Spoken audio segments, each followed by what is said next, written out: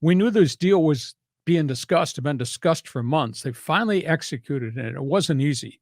We're talking about San Jose's trade of their superstar defenseman, Erik Karlsson. Sharks now have gotten rid of all their marquee players over the last couple of calendar years. Erik Karlsson, massive defenseman, making $11.5 million per year. He goes to the Pittsburgh Penguins in a 3-team trade on Sunday. I mean, this is a great hockey player, a great offensive hockey player, and he had served the Sharks loyally. He wanted out. He wanted the chance to go play for a Stanley Cup team.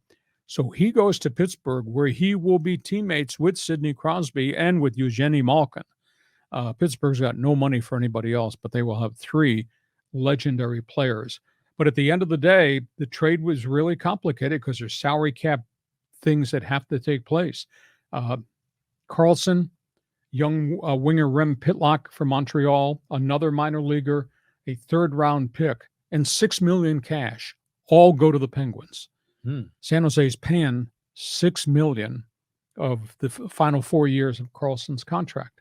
San Jose gets Mikael Granlund, young forward Jan Rutta, a young Euro, veteran center Mike Hoffman. They get a number 1 pick as part of this transaction, and they get massive cap space that they can probably use next summer. They won't be really good this year, but they're stockpiling a lot of guys. And Montreal kind of made this thing happen because they had budgetary space. Montreal gets a 2nd-round pick. They reacquire veteran defenseman Jeff Petrie with a really big contract. They got Casey DeSmith, might be their goaltender of the future. He comes from the Penguins as part of this triangle deal. And then they got Nathan Lafarge, a big young forward. So Montreal gets some really good young players, and they made the deal work because they took on Jeff Petrie's contract, which allowed other teams to make transactions. I mean, it was a significant blockbuster deal. It's going to be interesting. Pittsburgh's got all this talent and underachieved last year.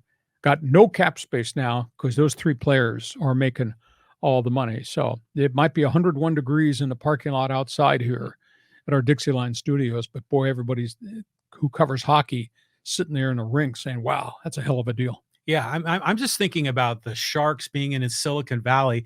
They probably have really good attendance numbers, selling out those suites for all the tech companies. And it's interesting that money went from San Jose to Pittsburgh as part of the deal.